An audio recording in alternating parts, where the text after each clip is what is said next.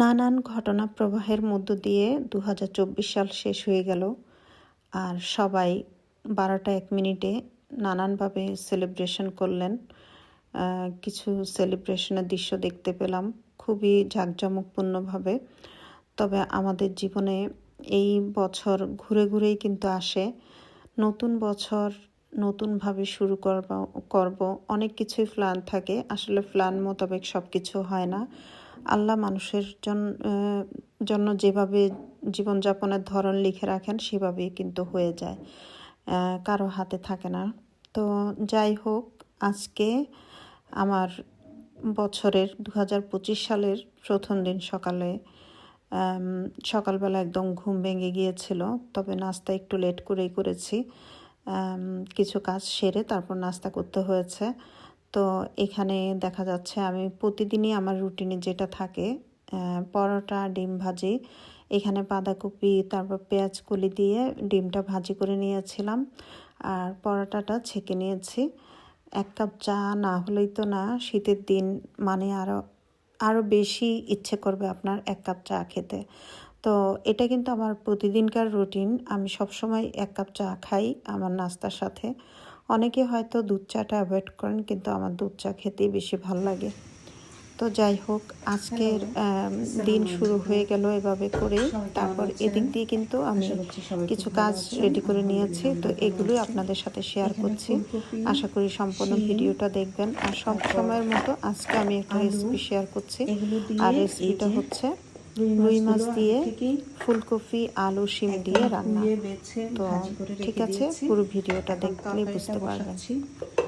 তো তরকারি বসানোর জন্য এখানে আমি পাত্রে অলরেডি তেল দিয়ে দিয়েছি।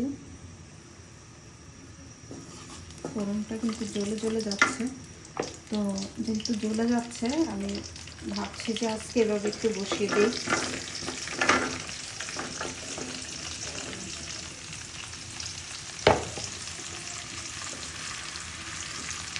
সবগুলো তরকারি দিয়ে দিলাম। আর শিমগুলোকে এই যে এরকম গোটা গোটায় রেখেছি, কারণ শিমগুলো একটু সফট টাইপের, চিকন। এগুলো হয়তো বা আরও বড় হতো, তো তাড়াতাড়ি পেরে ফেলছে, এই জন্য এগুলো একটু এখনও সফট।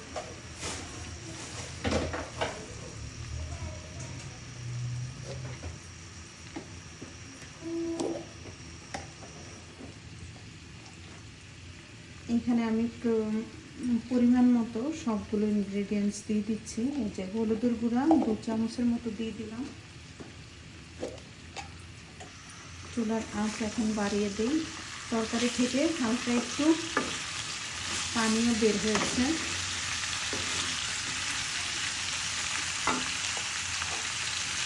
মরিচের গুঁড়া একদম পুরো 1 চামচ দিয়ে দিলাম। একটু ঝাল ঝাল হলে তরকারিটা ভালো লাগে।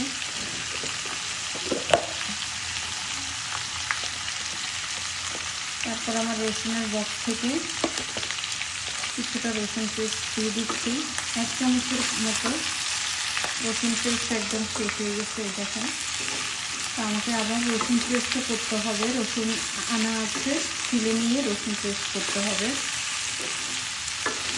আমি সাথে সাথে কিন্তু এই কাজগুলো করে রাখি, তাহলে কাজ অনেক এগিয়ে থাকে।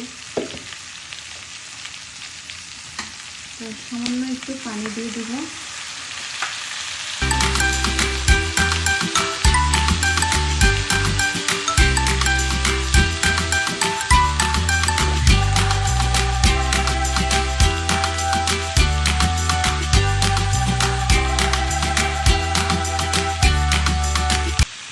তো এখন আমি দিয়ে দেব পরিমাণ মতো জিরের গুঁড়া।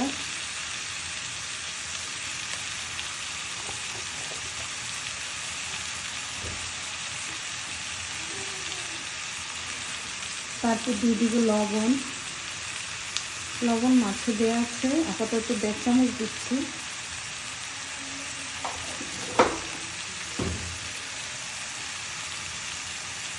লবণ লাগলে পরে আবার দেওয়া যাবে, যেহেতু এটাতে ঝোল যাবে।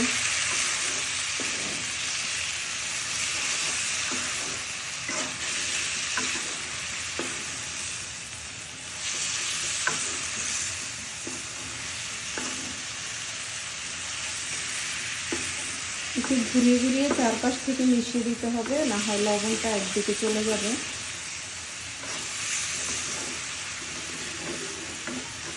এখন একটু নেড়ে চেড়ে খুব ভালো করে কষিয়ে নিতে হবে।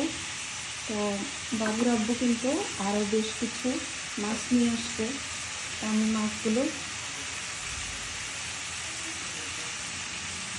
বের করিনি সবগুলো, যেগুলো রান্না করব শুধু ওগুলোই বের করেছি। তো এগুলো একটু কষতে থাকে, আমি একটু ঢাকনা দিয়ে দিচ্ছি। তো এখানে আমি এই যে এই মাছগুলো নিয়েছি, এই মাছগুলো মোটামুটি একটু বেশ বড় বড় টুকরো ছিল। তো এই টুকরোগুলোকে হাফ করে পেটির মাছগুলো রেখে দিয়েছি, আর এই মানে পিঠের মাছগুলো আজকে ভেজে তরকারি দিয়ে রান্না করছি। পেটির মাছগুলো আরেক সময় টমেটো দিয়ে রান্না করব। এই যে এই সময় একদম তাজা তাজা শাকসবজি যে পাওয়া যায়, দেখেন টমেটো, শিম এগুলো নিয়ে আসছে। তো এখানে তরকারিতে আমি টমেটো দিব।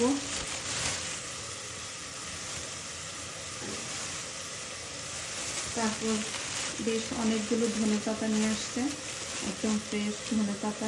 দেখেন এই ধনেপাতার ঘ্রাণটা আমার খুবই ভালো লাগে। অনেকগুলো ধনেপাতা নিয়ে আসছে এতে। তরকারিটা অনেকখানি কষে গিয়েছে।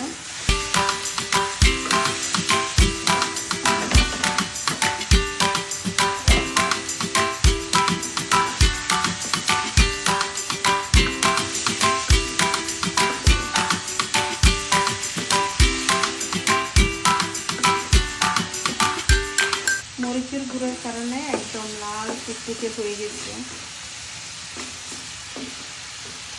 তো খুব সুন্দর করে কিন্তু কষে গেছে। এখন আমি ঝোলের পানিটা দিয়ে দিব।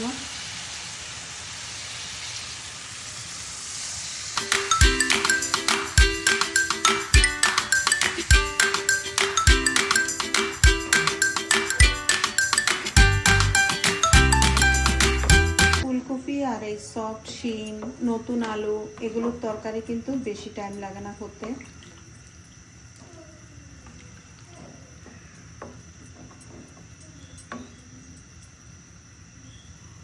এখন বয়েল হওয়ার জন্য একটু টাইম দিব। চুলার আঁচটা বাড়িয়ে দিলাম। তো ঠিক আছে, এটা হতে থাক। তো এই যে ঝুড়ির মধ্যে কত বড় একটা পেয়ারা, তো এরকম দুটো পেয়ারা নিয়ে আসছিল বাবুর আব্বু। পিঁপড়া ধরেছে পেয়ারাটাতে, তো অসুবিধে নেই।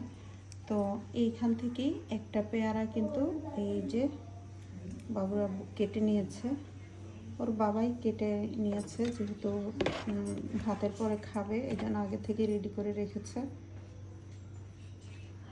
এটা মাখিয়ে খাওয়া হবে না, এমনি লবণ মরিচ দিয়ে খাবে। আর এই তো আরাধ্য কি করছে, আরাধ্য চুল কেটে ফেলছে।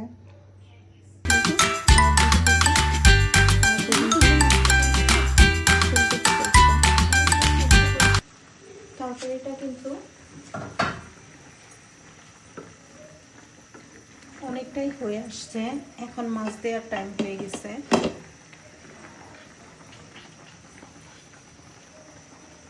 এই তো মাছগুলো দিয়ে দিচ্ছি।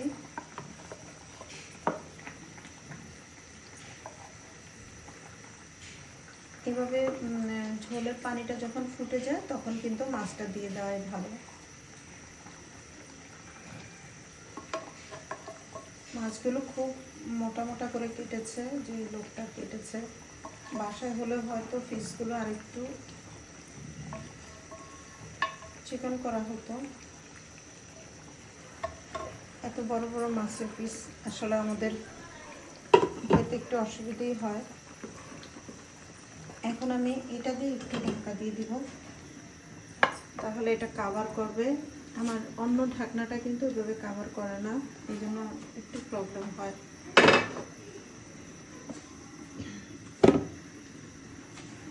তো আর একটু ফুটে আসলে আমি টমেটো আর ধনেপাতা দিয়ে নামিয়ে নেব।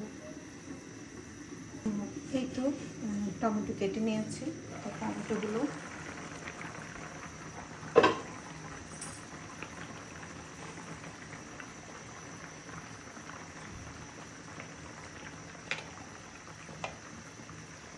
টমেটোগুলো এভাবে একটু ছড়িয়ে দিলে সব দিকে টমেটোর একটা ফ্লেভার ছড়াবে।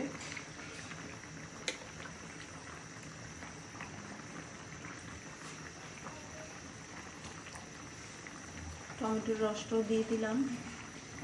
দেখেন, এখন ধনেপাতা আর কয়েকটা কাঁচামরিচ দিব, লবণটা চেক করে নিব। এই তো তরকারিটা কিন্তু অনেকটাই হয়ে আসছে, দেখেন খুব সুন্দর করে ফুটতেছে। তো চুলার আঁচটা এই পর্যায়ে একটু কমিয়ে দিই আর কয়েকটা কাঁচামরিচ দিয়ে দিই। কাঁচামরিচটা আমি ফালি করে দিইনি, এমনি গোটা দিচ্ছি।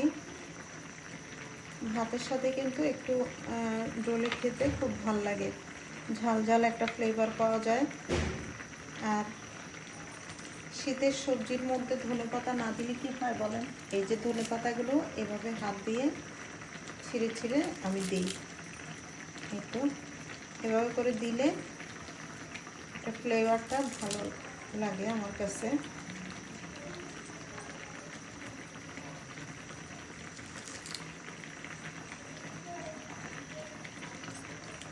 টমেটো, ধনেপাতা, কাঁচামরিচ, শিম সব মিলিয়ে খুব সুন্দর একটা ফ্লেভার আসে। তো একটু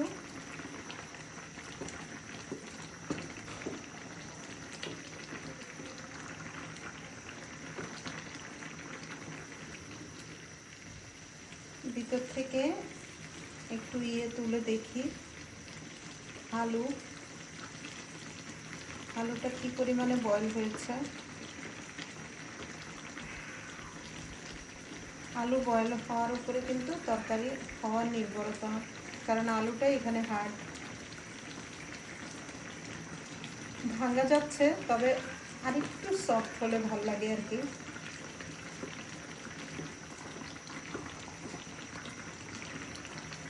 লবণটাও একটু চেক করে নিই আমি।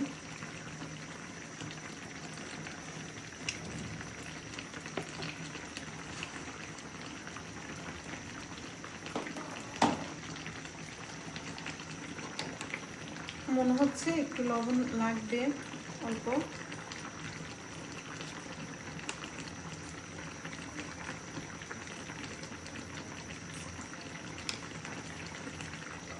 একটু চাপা দেই।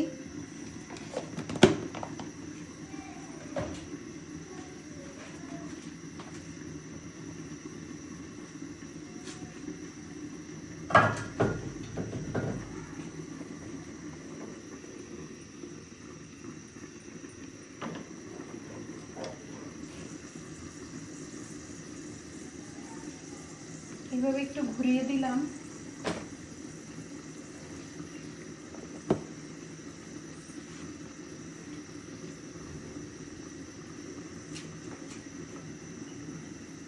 তো তরকারির ফাইনাল লুকটা আপনাদেরকে দেখিয়ে দিই।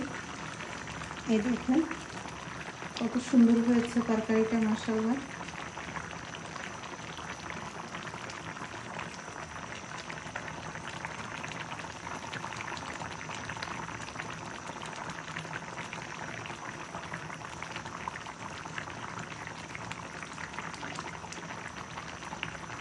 তো আমরা খাওয়া দাওয়া করবো, দুপুরে খাওয়া দাওয়া করবে বাবুরা অপেক্ষা করছে। তো নেক্সটে অন্য কোনো ব্লগ নিয়ে আসবো। সবাই খুব ভালো থাকবেন, আমাদের জন্য দোয়া করবেন। নতুন বছর সবাই খুব ভালো কাটুক, সুন্দর কাটুক, সে দোয়া করি। সবাই যেন যেখানেই থাকেন সুস্থ থাকেন, ভালো থাকেন। আল্লাহ হাফেজ, আসসালামু আলাইকুম।